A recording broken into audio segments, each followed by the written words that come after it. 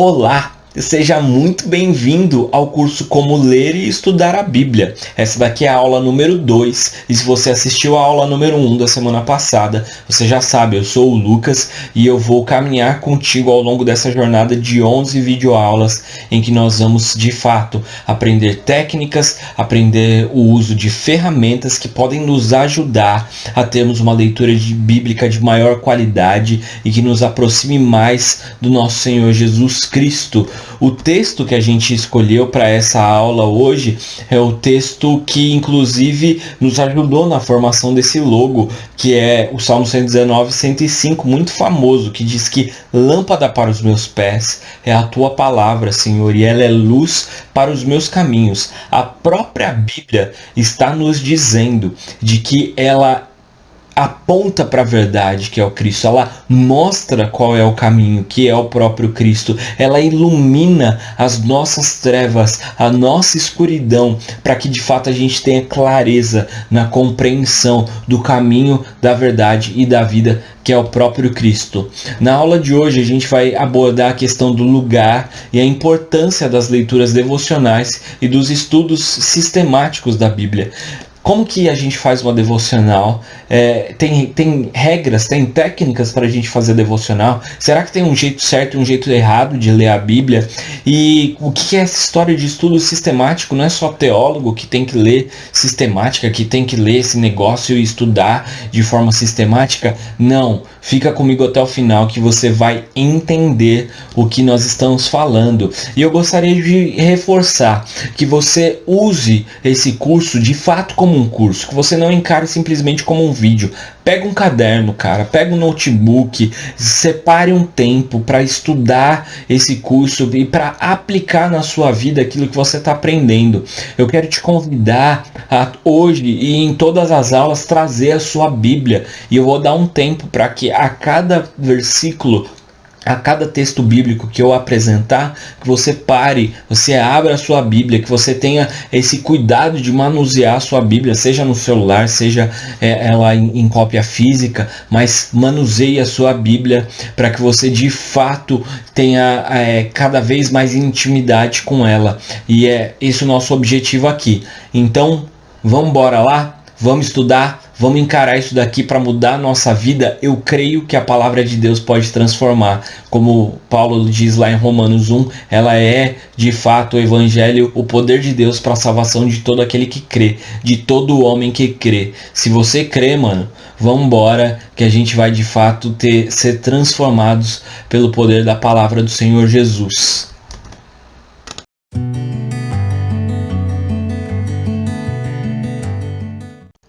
Bom, então vamos lá, vamos para esse conteúdo, vamos começar a entender isso aqui. E a primeira coisa que eu acho que é importante a gente definir é como nós devemos nos aproximar do texto bíblico. E eu quero te fazer uma pergunta: existe padrão para nós nos aproximarmos da Bíblia? Para a gente ler a Bíblia, tem alguma forma correta? Tem algum parâmetro que nós devemos seguir? Se sim, se não, como que a gente sabe? Como que a gente encontra essas respostas? Você vai ver que ao longo do nosso estudo, de todas as nossas aulas, a gente sempre vai encontrar as respostas a partir do texto bíblico. Então, quem dá os parâmetros de como nós devemos nos aproximar do texto bíblico e ler o texto bíblico é o próprio texto bíblico, porque é o próprio Deus falando pra gente e nos dando todas as ferramentas para que a gente de fato consiga ler e entender, compreender a vontade de Deus para nós. Então eu quero te convidar a abrir no Salmo 119, no versículo 33, para que a gente juntos leia e comece a ter essa dinâmica aí de troca, né, de lermos juntos. Então o Salmo 119, enquanto você abre aí, eu quero fazer aqui só um disclaimerzinho. O Salmo 119 ele vai aparecer muito no nosso curso, assim como 2 Timóteo 3,16 e alguns outros textos, que são muito evidentes falando a respeito da palavra. O Salmo 119, eu falei isso na aula passada, ele é um salmo inteiro, um poema escrito falando e enaltecendo a respeito da própria Bíblia. E ele é o maior salmo que a gente tem na Bíblia. Então ele vai aparecer muito. E agora a gente vai ler no 33 ao 35 para entender esse padrão. Eu vou ler na Nova Versão Transformadora. Outro parêntese, semana que vem nós vamos falar a respeito de como escolher a melhor tradução, a melhor versão para você estudar a Bíblia. E eu vou ler aqui na minha versão favorita, que é a NVT, que diz assim: Ensina-me teus decretos, ó Senhor, e eu os guardarei até o fim. Dá-me entendimento e obedecerei a tua lei, de todo o coração a porei em prática. Faz-me andar em teus mandamentos, pois neles eu tenho prazer. Olha que legal essa dinâmica que o texto bíblico apresenta para a gente. Antes de nós entrarmos com a nossa ação, então antes de eu guardar os mandamentos até o fim, antes de eu obedecer à lei, antes de eu ter prazer na lei, é necessário que o próprio Deus entre em ação. Então é necessário que haja uma interferência divina, o próprio Deus trabalhando em nós para que aí sim a gente tenha condições de responder adequadamente ao que o Senhor quer. Então o que ele está falando? Que é necessário que o próprio Senhor nos ensine os decretos dele, que aí sim a gente vai ter condição de guardar até o fim. É necessário que ele nos dê o entendimento para que aí sim a gente tenha condições de obedecer à lei do Senhor, de colocá-la no coração e colocar em prática. É necessário que ele nos faça andar nos seus mandamentos, para que a gente de fato tenha prazer nesses mandamentos. O que o texto bíblico está nos dizendo é que o próprio Deus dá os parâmetros, o próprio Deus dá a forma como ele deseja com que a gente leia a palavra e com que a gente seja transformado através da palavra. Então é necessário que eu e você, sempre que nos aproximarmos da Bíblia, a gente coloque o Senhor na parada, que a gente ore, que a gente peça para que o Senhor nos ensine, para que Ele nos dê entendimento, para que Ele ilumine a nossa leitura bíblica. A Bíblia ela é o único texto, é o único livro em toda a história da humanidade que qualquer pessoa que sentar para ler pode convidar o autor para ler junto com ela. E nós podemos fazer isso através da oração, pedindo: Espírito Santo, esteja comigo, abre o meu entendimento, trabalhe no meu coração para que de fato eu seja transformado pela tua leitura. Existem formas erradas de a gente se aproximar da Bíblia, e eu quero gastar um tempinho aqui olhando, e eu quero pedir para que você olhe para a sua vida, e se você se encontrar em alguma dessas caixinhas, que você mude, que você tenha o coração disposto a mudar. E eu quero pedir para que você não ache que você já viu tudo isso, porque a própria palavra nos ensina a trazer à memória aquilo que nos dá esperança. Então, quando fala trazer à memória, é necessário a gente resgatar algo que a gente já sabe. Então, talvez você já saiba tudo isso que eu vou falar, mas preste atenção, não deixe cair aí a sua atenção, esteja comigo, atento, porque talvez uma palavra que eu disser, uma forma, um exemplo que eu trouxer pode gerar aí um movimento na engrenagem do seu cérebro que vai te fazer ter um novo entendimento ou resgatar alguma coisa e falar: é isso que eu estou precisando. Então fica comigo e vai acompanhando comigo as caixinhas aqui. A primeira maneira errada de se aproximar da Bíblia, que eu estou elencando aqui, existem várias, tá, gente? Eu trouxe 6. A primeira é a leitura científica. A Bíblia, ela não é um livro de ciências. Ela não se propõe a ser um livro que se dedica ao estudo científico. Por que isso é importante a gente deixar claro logo aqui do começo? Porque existe uma discussão enorme no âmbito da academia, no âmbito científico, a respeito da criação, o criacionismo, Gênesis 1 e 2, Deus falando e trazendo à existência todas as coisas, com as questões da evolução e todas as teorias científicas da criação, da forma como o mundo se encontra hoje. A Bíblia, ela não está interessada, ela não tem o objetivo de ser um livro científico que vai nos esclarecer todas as dúvidas. Então, quando a gente vê um esforço enorme de pessoas querendo explicar o movimento me fugiu a palavra, do dilúvio, como que os animais ficaram, tudo isso, gente, tem um esforço e aí é uma elaboração, sim, mas não necessariamente é a mais pura verdade, são teorias. e a gente não precisa ficar dedicado a provar para todo mundo que, olha, Deus fez isso, Deus fez aquilo, porque a Bíblia não está com esse propósito. Eu vou trazer um exemplo que vai deixar isso muito claro na sua mente. Josué 10. Em Josué 10, o próprio profeta e o líder, libertador de Israel, Josué, está à frente da batalha e ele ora ao Senhor e pede para que o sol pare e a lua pare, para que Israel, o povo de Israel, consiga vencer a batalha em que eles estão. Hoje, com o conhecimento científico que nós temos, nós sabemos que o Sol e a Lua estão parados e quem está em movimento é a própria Terra. Só que no tempo de Josué, eles não sabiam disso. Então a Bíblia está errada? Não, porque a Bíblia não tem a finalidade de ser um livro científico que iria explicar para os leitores de pelo menos 4.000 anos atrás, ainda numa escrita muito rudimentar e pessoas ainda numa linguagem muito arcaica ainda, de que a Terra estava em movimento.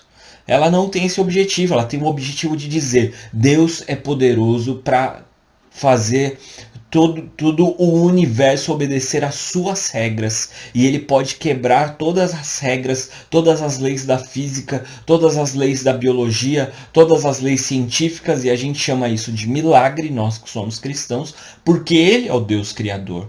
Então é isso que o texto bíblico está nos comunicando. Só que ele não tem essa intenção de falar para o leitor judeu, o leitor primário do texto de Josué, de que a terra estava em movimento. Ele nunca ia entender isso. Então ele fala de uma forma como ele vai entender o que ele está querendo comunicar. Que Deus é poderoso. Então Deus faz o sol parar, a lua parar. Sim, hoje nós sabemos que Deus fez a terra parar. Sim, nós sabemos. A verdade de Deus continua inequívoca, sem erros.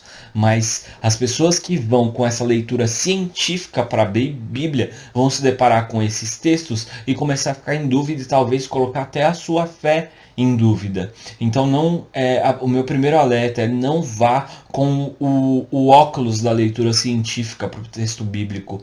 Segundo ponto, não vá com o óculos de uma leitura moralista. E o que eu quero dizer com uma leitura moralista da Bíblia? Eu quero dizer que a Bíblia ela não é um livro cheio de regrinhas para que a gente cumpra. Todas essas caixinhas que eu vou falar para vocês, elas possuem elementos de verdade, mas elas não são a verdade completa se você for com essa mente fechada. Então a Bíblia ela tem padrões morais para nós seguirmos, sim, é óbvio, e de fato a gente tem que seguir os padrões que o próprio Deus nos deu. Mas se eu e você vamos com essa ótica de um livro que tem regras e que eu preciso descobrir todas as regras que estão dentro desse livro e cumprir todas as regras certinhas, se eu colocar um pé para fora dessas regrinhas, eu vou ser fulminado por Deus, você não está conhecendo a graça do Senhor. E o perigo que está nessa leitura moralista da Bíblia é que nós que somos cristãos e os cristãos que têm essa leitura da Bíblia se acham no direito de julgarem e se acham no direito de inclusive incriminarem, inclusive determinarem sentenças para aqueles que não vivem de acordo com os padrões que a Bíblia nos apresenta.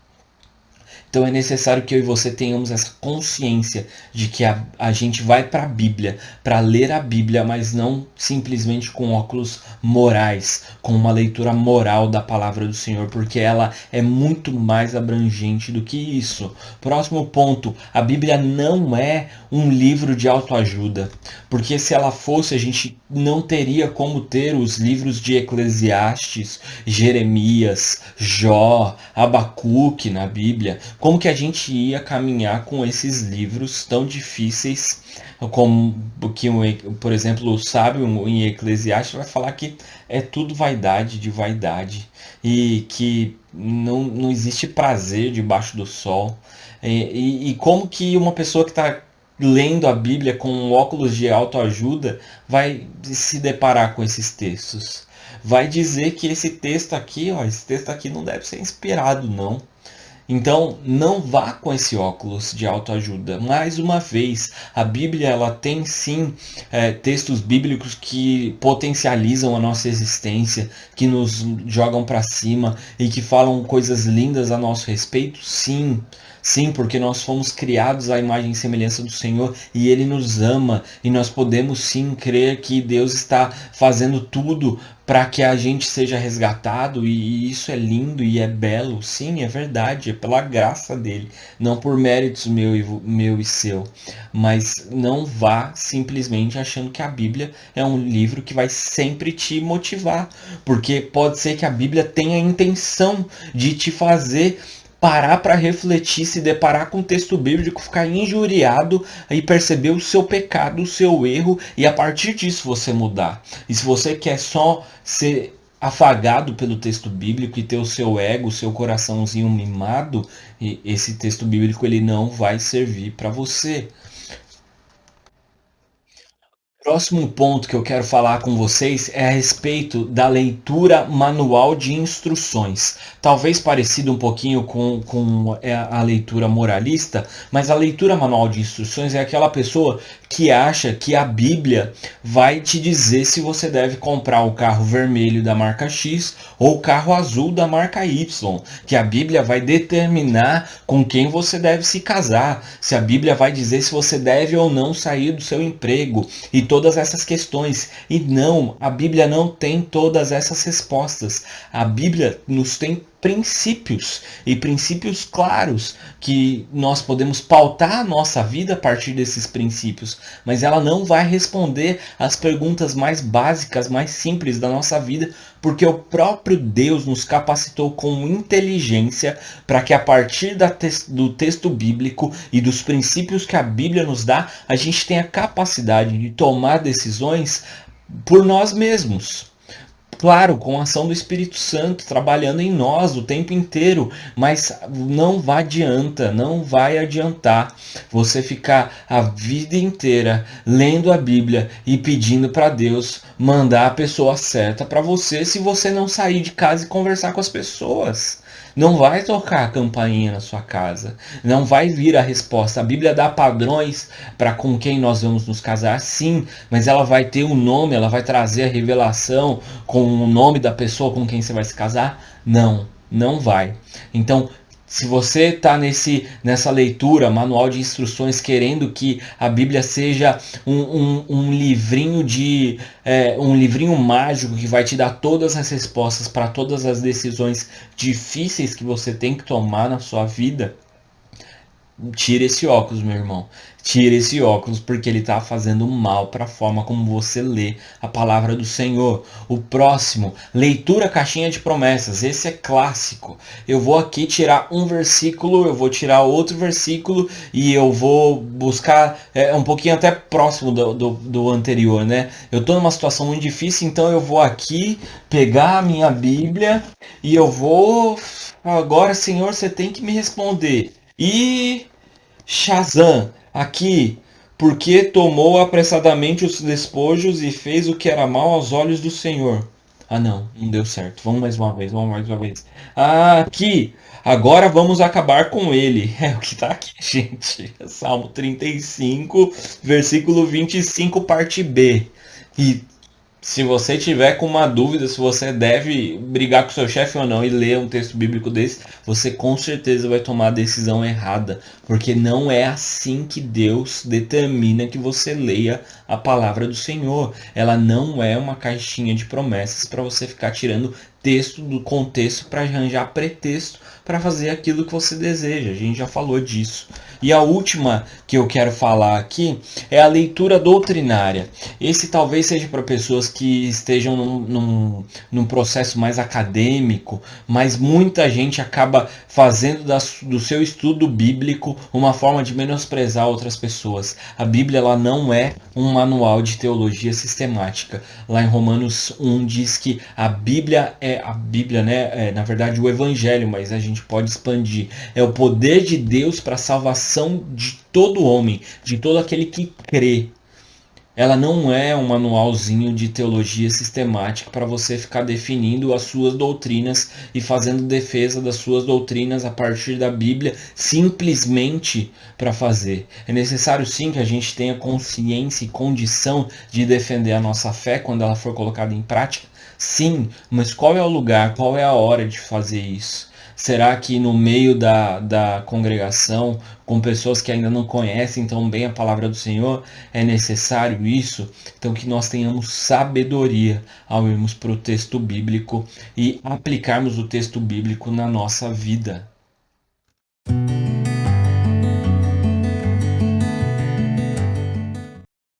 Então, mas se existem maneiras erradas de se ler a Bíblia, necessariamente precisam haver maneiras certas. O que a Bíblia revela para nós da maneira como ela deseja com que nós nos relacionemos com ela. A gente já sabe que é necessário que a gente peça para que Deus haja com a gente. Então, haja em nós para que essa leitura seja de fato transformadora, para que o Espírito Santo ilumine e para que ela seja de fato a luz do nosso caminho.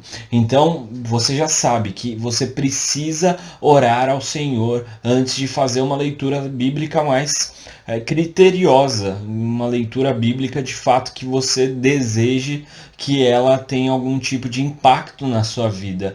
Mas existem duas modalidades que a gente pode destacar, que é aquilo que está no título da nossa aula. As maneiras corretas da gente se aproximar da Bíblia, a primeira dela é a leitura devocional. E necessariamente, muitas vezes, a leitura devocional ela ficou escanteada dentro de alguma daquelas caixinhas que a gente colocou lá atrás. Então, se você acostumou a ter uma leitura devocional como uma caixinha de promessa, então eu vou escolher um texto aleatório e Deus tem que falar comigo naquele texto que eu escolhi hoje aleatório, e hoje você abre em Salmos, amanhã você abre em Apocalipse e no próximo dia você abre em Gênesis e no quarto dia você abre nos Evangelhos. E como que você vai fazer para pegando alguns versículos desses contextos completamente distintos, de períodos distintos, de línguas distintas em que foram escritas, como que você vai fazer para conciliar tudo isso na sua mente se você não está seguindo uma linha lógica? Então, uma dica que eu posso te dar para a sua leitura devocional é: escolha um texto bíblico e faça a sua devocional em todo aquele texto, tendo consciência de algumas das ferramentas que a gente vai dar ao longo do curso. Então isso vai ser importante tanto para a leitura devocional quanto para a leitura mais analítica, mais estudiosa da Bíblia. As nossas ferramentas elas vão te ajudar em tudo isso, mas a leitura devocional ela precisa caminhar junto com a oração e com a adoração. O momento de devocional é o seu momento com o Senhor. Então, sugestão: comece orando ao Senhor, pedindo para que Ele trabalhe, para que Ele aquete o teu coração. Escolha um período de tempo significativo, 15 minutos para mais. Gente, eu sei que na correria do nosso dia a dia isso é difícil. Eu tenho extrema dificuldade em conseguir separar esses 15 minutos ou mais na minha vida agora, do jeito que ela está hoje, para fazer a devocional, mas é necessário, porque é assim que nós de fato nos aprofundamos no relacionamento com o Senhor. Então separe um tempo significativo, comece orando, se possível coloque um louvor, uma música que te conecte mais ao Senhor, que te faça lembrar das coisas grandiosas, do poder de Deus na sua vida. Louve ao Senhor e depois ore novamente pedindo para que Ele ilumine a sua leitura bíblica, e aí sim vá para o texto. Escolha poucos versículos. Não leia, se você não tem costume de ler muito, não leia 2, 3 versículos, 2, 3 capítulos. Escolha poucos versículos, ali uma passagem completa que tenha começo, meio e fim, mas que não precisa necessariamente ser muito grande. E acima de tudo, que é o ponto-chave, que é o ponto, o pulo do gato, na verdade, para você ter uma leitura devocional que seja producente na sua vida, que seja significativa, é meditar. Lá em Salmo 1, texto muito famoso, diz que é feliz quem não segue o conselho dos ímpios, dos perversos, não se detém no caminho dos pecadores, não se junta à roda dos zombadores, pelo contrário, tem prazer na lei do Senhor e nela medita dia e noite. Sabe qual que é o grande problema que eu vejo? Que a gente vai para o texto bíblico no nosso momento que a gente chama de momento devocional, com pressupostos daquelas caixinhas que eu apresentei para vocês agora há pouco, então procurando regras, procurando defeitos, ou então procurando resoluções imediatas para a situação que a gente está vivendo agora. E você lê de forma corrida, lê uma vez, faz uma oração rápida e vai para o seu dia. Ou então vai dormir, vai fazer o que você vai fazer, dependendo do horário que você escolhe. E você simplesmente esquece. Foi a mesma coisa de você ler a minha postagem no Facebook. Você se aproximou do texto bíblico da mesma forma com que você se aproxima para ler uma mensagem de WhatsApp. Isso está errado. O texto bíblico tem a palavra do Senhor, que é santo, poderoso para falar aos nossos corações. Então você tem que se aproximar com reverência. Você precisa meditar. Então leia esses versículos que você escolheu uma, duas, três, quatro vezes e ore ao Senhor a respeito daquilo que você está lendo. Na meditação e no meditar dia e noite, significa que você continua ruminando aquele texto. Então aquele texto tem algo para falar para você. Peça ao Senhor, Senhor, o que o Senhor quer falar comigo nesse texto? Trabalhe nas minhas emoções. Quando a gente medita no texto, a gente está permitindo que o texto nos leia. Não somente a gente faça uma leitura rápida e instantânea do texto bíblico, mas que ele olhe para a gente. É curioso que a gente vê em vários momentos da Bíblia homens e mulheres de Deus meditando na palavra. Lá no Salmo 42, abre aí, eu vou abrir aqui também. Lá no Salmo 42, que é aquele salmo clássico, quando nesse período que a gente está de Setembro Amarelo, que fala, a gente tem falado muito sobre suicídio, lido, coisa e tal. Salmo 42, o salmista está num período de depressão. Ele fala que ele deseja morrer. E ele fica falando, por que a minha alma está assim tão abatida? Por que ela está tão perturbada dentro de mim? Mas ele termina o versículo dizendo, olha que interessante. Ele termina o capítulo dizendo, por que você está tão abatida, ó minha alma? E por que está tão triste? Espere em Deus. Ainda voltarei a louvá-lo. Ele é o meu Salvador e ele é o meu Deus. O salmista ele não está falando para Deus, ele está falando para si. Depois que durante o salmo ele se lembra das coisas grandiosas que Deus fez, aquilo gerou esperança nele. E aí ele pode dizer para si mesmo, por que você está tão abatida? Por que você está tão carente? Por que você está tão doída, está tão machucada? Espere em Deus, porque eu ainda voltarei a louvá-lo, porque Ele é o meu Salvador e o meu Deus. Olha que lindo que é isso, gente.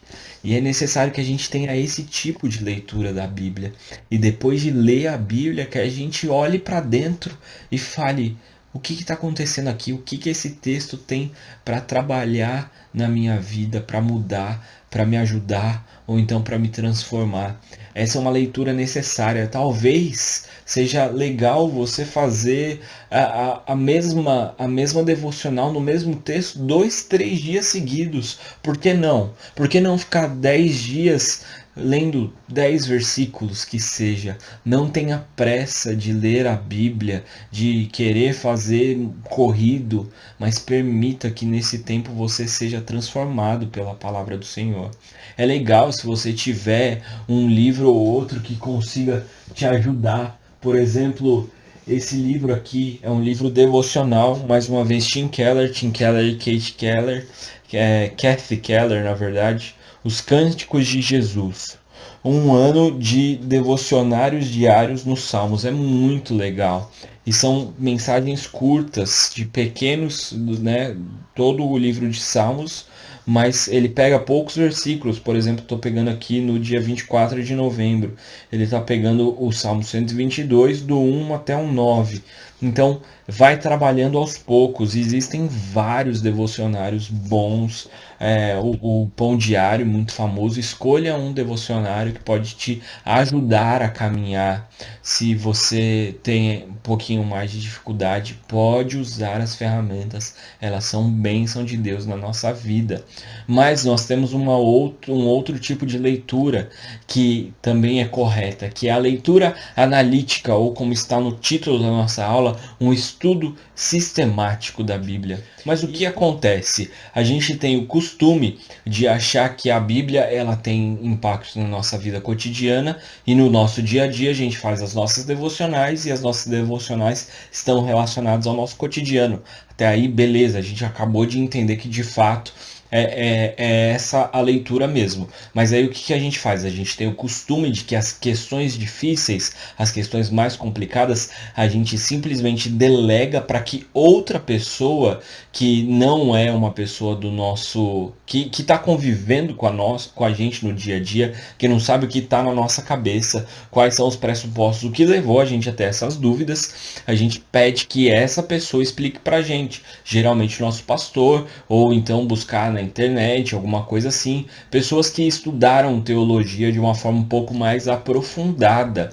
E eu quero te mostrar biblicamente que não é essa a intenção de Deus para nós. Não existe uma distinção entre os seres humanos. Debaixo da cruz, o terreno é plano, todos somos iguais e todos temos acesso à palavra. Então, é inclusive incentivado na palavra do Senhor que nós cristãos, que queremos ser maduros, que a gente pegue as questões mais complexas e a gente estude a palavra. E a gente pode e deve usar pessoas e ouvir opiniões e usar a literatura como apoio, claro, mas que a gente busque a palavra do Senhor também nas questões mais complexas. Olha esse texto de Hebreus, que interessante. Ele diz assim: há muito mais que nós gostaríamos de dizer a esse respeito, mas são coisas difíceis de explicar. Sobretudo, são difíceis porque vocês se tornaram displicentes acerca do que ouvem. A essa altura, vocês já deveriam ensinar outras pessoas, e, no entanto, precisam que alguém lhes ensine novamente os conceitos mais básicos da palavra de Deus. E continua aqui descendo o sarrafo. Ainda precisam de leite e não podem ingerir alimento sólido. Quem se alimenta de leite ainda é criança e não sabe o que é justo. O alimento sólido é para os adultos, que pela prática constante são capazes de distinguir entre o certo e o errado. Hebreus 5, 11 a 14, também na NVT. Olha que interessante. Aqui o autor de Hebreus ele não está escrevendo para pastores, como, por exemplo, Paulo faz nas cartas a Timóteo, nas cartas pastorais. Ele está fazendo uma carta circular aos judeus da dispersão que estão querendo abandonar as práticas do cristianismo. E ele está falando: vocês são crianças, vocês são moleque, para usar aqui a linguagem do Capitão Nascimento. E a gente não quer ser chamado assim pelo Espírito Santo de Deus. Então, eu quero te incentivar que a partir desse estudo, a partir dessas ferramentas que nós estamos fortalecendo, que nós estamos passando, que nós estamos ensinando de certa forma, que isso te capacite a estudar o texto bíblico de uma maneira mais profunda, que você se interesse por questões mais complexas e que você estude, que você busque ajuda dos pastores da nossa igreja, dos líderes, dos mestres, que você busque ajuda de literatura, como eu já disse, mas a partir de um estudo próprio, e que o Espírito Santo revele para você as coisas corretas e que você tenha capacidade de dividir isso. Sabe por quê, gente? Porque a gente está vivendo um período em que a todo momento nós cristãos estamos sendo colocados em xeque pela mídia, pelas pessoas ao nosso redor, pela cultura, por tudo. A todo momento nós estamos sendo perguntados e questionados a respeito da nossa fé e por que a gente crê. E é necessário que a gente tenha capacidade. Ou será que você vai precisar chamar o pastor da sua igreja para conversar na hora do almoço com a pessoa que trabalha junto com você, que te questionou a respeito de alguma questão difícil da fé cristã? Não dá, não dá para a gente viver esse cristianismo na superfície. É necessário que a gente dê passos cada vez mais profundo para que a gente encontre as belezas que estão imersas no texto bíblico. E é por isso que eu quero deixar mais um desafio para você. O meu desafio é que você escolha um texto para meditar durante a próxima semana, durante os próximos 7 dias, até quinta que vem. Escolha um texto para meditar e aplique essa técnica que eu te passei. Ore antes, pedindo para que o Senhor esteja contigo, te ilumine. Louve ao Senhor. Leia o texto bíblico 3, 4 vezes. E novamente ore, olhando para dentro de si. Medite em oração, olhando para dentro de você e falando: Senhor, vê se há em mim algum caminho mau e guia-me pelo caminho eterno. E escolha um texto para estudar, e não precisa que você durante essa semana, mas dentro daquele livro que você escolheu na aula 1 para você ir estudando, para você ir lendo, quando chegar em alguma questão que te acendeu uma luz e você ficou com dúvida, você tem algum questionamento, separe esse texto e comece a partir do momento, né, das próximas aulas, a cada vez mais, quando você for tendo mais ferramentas, vai voltando para aquele texto e vai aplicando as ferramentas, vai aplicando as técnicas nesse texto e vai desenvolvendo o seu estudo individual dessa palavra, desse versículo, enfim, dessa passagem. E ao final do curso você vai me dizer como que foi essa experiência, essa jornada de você na sua casa escolher um texto bíblico e estudar profundamente. Eu tenho certeza que vai ser uma bênção. Muito obrigado, gente. Esse é o final da nossa aula. Muito obrigado por ter aguentado até aqui e falar bastante. Se dedique na leitura bíblica, na sua devocional e no seu estudo, e até a próxima semana, em que nós vamos falar a respeito das questões linguísticas, introduzir as questões linguísticas e falar como você escolhe uma versão da Bíblia, uma tradução da Bíblia que seja coerente com o seu jeitão de ser. Valeu, gente. Deus abençoe. E eu quero te pedir mais um pouquinho. Vamos orar para que o Senhor nos direcione. Pai, muito obrigado por esse tempo que nós estamos tendo juntos. Muito obrigado porque eu creio que Teu Santo Espírito falou conosco, Pai. Eu quero pedir que o Senhor nos ajude a desenvolver, Pai, tanto o nosso momento devocional quanto o nosso momento de estudo da Bíblia mais aprofundado. E que tudo que nós fizermos seja feito único e exclusivamente para a honra e glória do Teu nome. Essa é a nossa oração em nome de Jesus. Amém. Tchau, tchau, gente.